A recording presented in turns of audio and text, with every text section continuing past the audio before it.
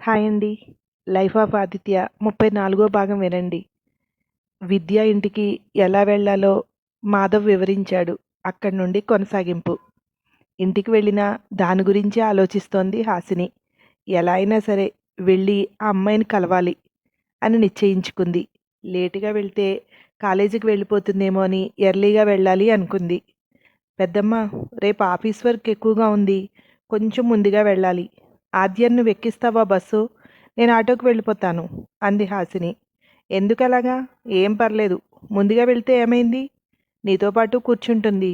నువ్వు కూడా పెందరాడే లెగవే. లేచి రెడీ అవ్వు. అక్క కూడా వెళ్ళిపోదు గాని అంది రాజేశ్వరి ఆద్యతో. నన్ను వదిలేసి నువ్వొక్కదానివి వాళ్ళింటికి వెళ్ళిపోదామనా? నిన్ను వదలనుగా నేను అంది ఆద్య హాసినికి వినిపించేలా. తర్వాత రోజు ఉదయం తొందరగా ఇంటి నుండి బయటికి వచ్చి ఆటోలో వీరభద్రం ఇంటికి వెళ్ళారు హాసిని, ఆద్య. ఇల్లు అదే అని కన్ఫర్మ్ చేసుకున్నాక లోపలికి వెళ్తూ, అవును, ఆ అమ్మాయి పేరేంటి అంది హాసిని. నువ్వు అడిగితే కదా. వాడు చెప్పలేదు. ఎలా మేనేజ్ చేస్తావు ఇప్పుడు అంది ఆద్య. చూద్దాంరా అంటూ ముందుకు నడిచింది. ఆ ఇంటి ముందు ఒక వ్యక్తి ఎవరు ఎవరు కావాలి నీకు అన్నాడు వీళ్ళిద్దరినీ చూస్తూ. మీ అమ్మాయి గారు అంది హాసిని. ఓ, విద్యామ్మ స్నేహితురాలువా నువ్వు? వెళ్ళి లోపలికి అన్నాడు. లోపలికి వస్తుంటే అక్కడ ఒక పెద్ద ఆయన చుట్ట కాలుస్తూ కూర్చున్నాడు. ఎవరమ్మీ నువ్వు? ఎవరు కావాలి అన్నాడు. విద్య అంది హాసిని. పో, లోపలికి పో అన్నాడు. లోపలికి వెళ్ళి ఎటు వెళ్ళాలి అన్నట్టు నిలబడి చూస్తున్నారు ఇద్దరు. ఎవరు నువ్వు? ఎందుకు అట్టా నిలబడ్డావు? విద్య కావాలనా? పొండి, ఆ రూమ్లో ఉంది అంది శకుంతల. ఏంటక్క వీళ్ళు మనం ఎవరో తెలుసుకోకుండానే అమ్మాయి ఉన్న గది చూపిస్తున్నారు అంది ఆద్య. నోరు మూసుకుని నువ్వురా అని ఆ రూమ్ డోర్ తీసుకుని లోపలికి వెళ్ళారు ఇద్దరు. విద్య కూర్చొని ఫోన్ చూసుకుంటోంది. వీళ్ళని చూసి ఎవరు మీరు అంది. నోటికి వేలడ్డు పెట్టి ష్ అంటూ, గట్టిగా మాట్లాడకు, బయట నీ ఫ్రెండ్ అని చెప్పి లోపలికి వచ్చాను అంది హాసిని. అవునా?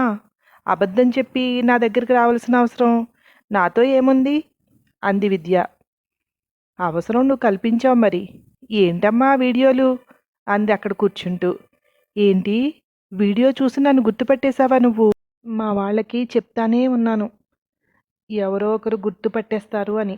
నేనెవరో తెలియని నువ్వే గుర్తుపట్టేశావంటే మా కాలేజీలో అందరికీ తెలిసిపోయి ఉంటుంది అది నేనేనని అంది దిగులుగా. నువ్వు ఆదిత్యని నిజంగా ప్రేమించావు కదా, మరి ఇంకెందుకు భయపడాలి అంది. నా విషయాలన్నీ చెప్పాలంటే ముందు నువ్వెవరో చెప్పు.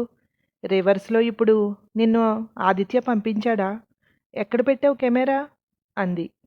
ఏం మాట్లాడుతున్నావో కొంచెం అర్థమయ్యేలా మాట్లాడవా అంది ఆద్య. నేను తెలుగే మాట్లాడుతున్నానే. మేము కెమెరాలు పెట్టి సీక్రెట్గా వీడియో తీసాం కనుక ఆది కూడా అదే ఫాలో అవుతున్నాడా? ఇప్పుడు నేను మాట్లాడింది మీరు కూడా వీడియో చేసి పెడతారా అంది. అయ్యో అక్క, మనకి ఈ ఐడియా రాలేదు కదా అంది ఆద్య హాసినితో. నువ్వుండవే, అలాంటిది ఏం లేదు కానీ నా ఆది వెనుక నువ్వెందుకు పడుతున్నావో తెలుసుకుందామని వచ్చాను అంది హాసిని. నీ ఆదినా? అంటే ఆది నిన్ను ప్రేమిస్తున్నాడా అంది విద్య. నిన్ను ప్రేమిస్తున్నాడు అని నువ్వనుకుంటున్నావా అంది. లేదు కానీ ఆదికి లవ్వర్ ఉందంటే నాకు కొంచెం ఈజీగా ఉంటుంది అందుకని అంది. అంటే నీకు ఆది ఇష్టం లేదా అంది హాసిని. మీరెవరో నాకు తెలియదు కానీ నా బాధ వినడానికి ఒక్కరు దొరికారు. కూర్చొని చెప్తాను అని బయటికి వెళ్ళింది. బయటకు వచ్చిన విద్యని చూసి, నీ దోస్తికి తిండేమైనా పంపించమంటావా అంది శకుంతల. నేనే పట్టుకెళ్తా, ఇవ్వు. ఎవరూ కాసేపు మమ్మల్ని డిస్టర్బ్ చేయొద్దు. 2 రోజుల్లో జరగబోయే ఎగ్జామ్కి తనకేవో ఇంపార్టెంట్ క్వశ్చన్స్ తెలిసాయి. అవి నాకు చెప్పడానికి వచ్చింది. మేం వాటి గురించి డిస్కస్ చేసుకుంటాం అంది. సరే, పోయి తలుపేసుకుని మాట్లాడుకోండి. ఎవరూ కదపరు నిన్ను అంది శకుంతల. 2 ప్లేట్ల నిండా ఉన్న స్వీట్సు హాట్సు అన్నీ సర్దింది. ప్లేట్లు తీసుకుని లోపలికి వెళ్ళి వాళ్ళ దగ్గర పెట్టి తలుపు గడేసి, మీ దగ్గర నిజంగానే సీక్రెట్ కెమెరా లేవు కదా అంది అనుమానంగా. ఇదిగో దీని మీద ఒట్టు, లేవు అంది హాసిని. ముందు నువ్వెవరో చెప్పు. ఈ చిన్న పాప ఎవరు అంది ఇద్దరినీ చూస్తూ. నా పేరు హాసిని. ఇది మా అక్క కూతురు ఆద్య అంది పరిచయం చేస్తూ. నేను 7th స్టాండర్డ్లో ఉన్నప్పటి నుండి మా క్లాస్మేట్ వైష్ణవ్ అనే అబ్బాయిని ప్రేమిస్తున్నాను. అంటే అతను కూడా నన్ను ప్రేమిస్తున్నాడు. వాళ్ళ ఇంట్లో వాళ్ళు మేనర్‌కు ఉంది. ఆ సంబంధమే చేసుకోవాలి అని మాట్లాడుకున్నారట. అందుకని నెక్స్ట్ డే మేము ఇల్లు వదిలి వెళ్ళిపోవాలని ప్లాన్ చేశాం. నేను ఇంట్లో ఉన్న వస్తువులన్నీ సర్దుకుని వీళ్ళెవ్వరూ చూడకుండా ఎస్కేప్ అయిపోయాను. తీరా వెళ్ళాక మా నాన్న పేరు అడిగాడు. మా నాన్న పేరు తెలిసిన వెంటనే అమ్మో! ఒక రౌడీ కూతురు అంటే మా నాన్న ఖచ్చితంగా ఒప్పుకోడు. ఏదో ఒకటి చేసి మనల్ని విడదీస్తాడు. మనం కలిసి ఉండాలనుకున్న వీళ్ళందరినీ ఎదిరించి బతకాలంటే మనకంటూ ఏదైనా ఉద్యోగం ఏదో ఒకటి ఉండాలి కదా అన్నాడు. మీ నాన్న పేరు అని అడిగాను. ఎంపీ రవికాంత్ కొడుకట. మాకెన్నాళ్ళ నుండో పరిచయం ఉంది కానీ మేము ఒకరి గురించి ఒకరు తెలుసుకున్న మా ఫ్యామిలీస్ గురించి చర్చించుకోలేదు. ఎంపీ కొడుకు అంటే మా నాన్న ఒప్పుకుంటాడు. కానీ ఒప్పుకోకుండా నన్ను ఏదైనా చేస్తే అని భయం పట్టుకుంది వైష్ణవ్‌కి. అందుకే మేమిద్దరం బాగా ఆలోచించి మా చదువులు అయ్యే వరకు ఒకవేళ పెళ్లి ప్రపోజల్ వచ్చినా దాన్ని ఏదో రకంగా వాయిదాలు వేసుకుంటూ వెళ్ళాలి అని నిశ్చయించుకున్నాం. నన్ను మా ఇంట్లో ఇంతకుముందు పనిచేసే ఆమె దగ్గర వదిలి అతను వెళ్ళిపోయాడు. ఆమెకి ఒక లవ్వర్ ఉన్నాడు, మాధవ్ అని. అతని ద్వారా ఈ ఆదిత్య వచ్చాడు. ఆదిత్యని చూసిన వెంటనే హ్యాపీగా అనిపించింది. ఆదిత్య అంటే మా నాన్నకి చాలా ఇష్టం. ఆదిత్య నన్ను ఇంటి దగ్గర తీసుకొచ్చి వదిలాడు కానీ వీళ్ళంతా నేను ఆదిత్యతోటే వెళ్ళిపోయానేమో అనుకున్నారు. కాదని తెలిసినా ఇంటికి తీసుకొచ్చాడని అతను నాకిచ్చి పెళ్లి చేయాలని ఫిక్స్ అయిపోయారు అంది. అతను మినిస్టర్ కొడుకు అంటే మీ నాన్న ఒప్పుకుంటాడు కదా అంది హాసిని. నీకు తెలీదు, నాన్నకి ఆదిత్య అంటే చాలా ఇష్టం. మా అన్న ఆదిలా ఉండాలని చాలా కోరుకునేవాడు మా నాన్న. ఇప్పుడు ఆదిత్యను చూసి పూర్తిగా ఫిదా అయిపోయాడు. ఎవ్వరు చెప్పినా వినడు. ఆదిత్యనే ఏదో రకంగా చెప్పాలి అంది. మరిప్పుడు ఏం చేద్దామని నీ ప్లాను అంది హాసిని. ఏముంది, ఏదో రకంగా వాళ్ళు చెప్పినట్టు వింటూ వాయిదాలు వేసుకుంటూ వెళ్ళి ఆదిత్యని ఎలాగైనా ఒప్పించి మా ఇద్దరినీ కలిపేలాగా చేయమనాలి. ఆదిత్య అంటే మా నాన్నకి ఇష్టమే కాదు, భయం కూడా అంది విద్య. సరే, నువ్వైతే ఆదిత్యని చేసుకునే ఉద్దేశంలో లేవు కదా. మేమైతే ఏదో ఒక ప్లాన్ ఆలోచిస్తాంలే. నువ్వు ఫిక్స్ అయిపో. ఆదిత్య నిన్ను తప్పించుకున్నట్టే అని. కానీ అలా వీడియోలు పోస్ట్ చేస్తే వీడియోలో నిన్ను ఎవరైనా గుర్తుపెడితే మీ పరువు పోతుంది కదా.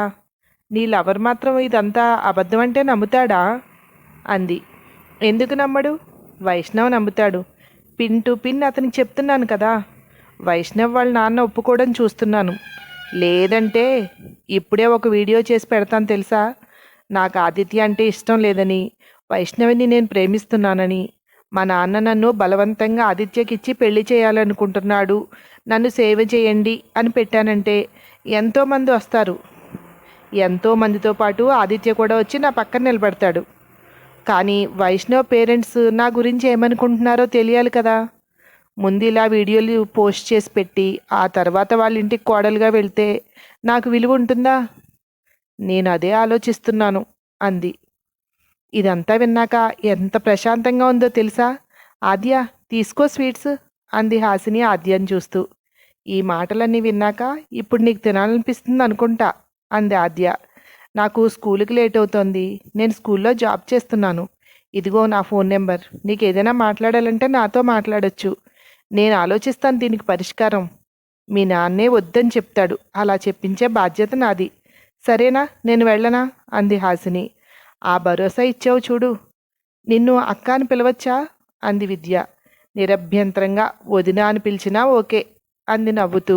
ఓహో, ఇండైరెక్ట్గా ఆదిత్యని నాకు అన్యాయం చేస్తున్నావా అంది. నా సేఫ్టీ కోసం చెయ్యాలి కదా మరి అంది హాసిని. సరేలే ఉండు, ఇవన్నీ ప్యాక్ చేస్తాను, బ్యాగ్లో పెట్టుకుని వెళ్తురు గాని అంటూ అక్కడే ఉన్న కవర్లో ఆ స్వీట్స్ అన్నీ వేసి ప్యాక్ చేసి హాసిని బ్యాగ్లో పెట్టింది విద్య. ఇక్కడి నుండి మేము వెళ్ళేసరికి ఎలాగూ లేట్ అవుతుంది. ఎలాగూ ఈరోజు ప్రిన్సిపల్తో తిట్లు తప్పవు. సరే బాయ్, మేము వెళ్తాం అంది ఆద్య చేయి పట్టుకుని బయటికి నడుస్తూ హాసిని. ఉండు, నేను వస్తాను, నేను నిన్ను దింపుతాను అంటూ బయటకొచ్చి, నాయనా నేను కారు తీసుకువెళ్తున్నా, ఒక 10 నిమిషాల్లో వస్తా అని చెప్పి వీళ్ళిద్దరినీ తీసుకొచ్చి స్కూల్ దగ్గర దింపేసి వెళ్ళింది విద్య. నీకు చాలా హ్యాపీగా ఉంది కదక్క అంది ఆద్య స్కూల్ లోపలికి నడుస్తూ. హ్యాపీగానే ఉంది కానీ ఒక 10 నిమిషాలు లేట్ అయ్యాం. ప్రిన్సిపాల్తో ఫుల్గా తిట్లు తప్పవు. అంటూ ఇద్దరూ ప్రిన్సిపల్ రూమ్లోకి వెళ్ళారు. ఏంటి లేటు? సరేలే, దాని గురించి వదిలేయండి. మన ముగ్గురికి సినిమాలో ఛాన్స్ అన్నాడు, నిజమేనంటావా? ఏదో అనుమానంగా ఉంది నాకు, అంది నిర్మల. మేడం, మీరు అనుమానపడాల్సినంత ఏం లేదు. ఛాన్స్ వచ్చిందనుకోండి నటించేస్తాం. ఛాన్స్ రాలేదనుకోండి సైలెంట్గా ఎవ్వరికీ చెప్పకుండా ఊరుకుందాం. ఒకవేళ మనల్ని బయటికి తీసుకువెళ్ళి ఏదైనా ఫ్రాడ్ చేయాలనుకుంటే అతనికే నష్టం. ఎందుకంటే బాలనటుడిగా ఉన్న అతను ఇప్పుడే హీరో అవ్వడానికి ప్రయత్నిస్తున్నాడు. మొన్న అతను జైల్లో అన్ని సంవత్సరాలు ఎందుకున్నాడో కూడా మనకు తెలుసు కదా. అందుకని మనం అస్సలు అనుమానపడక్కర్లేదు. సైలెంట్గా వెళ్ళిపోదాం. ఏదైనా మనకు నచ్చనిది జరిగిందనుకోండి, సోషల్ మీడియా ఉంది కదా, ఒక్క పోస్ట్ పెట్టామంటే వైరల్ అవుతుంది. అవన్నీ నేను చూసుకుంటాను, అంది భరోసా ఇస్తున్నట్టు హాసిని. ఆ తర్వాత ఏమైందో మరో భాగంలో విందురు కానీ. Thank you.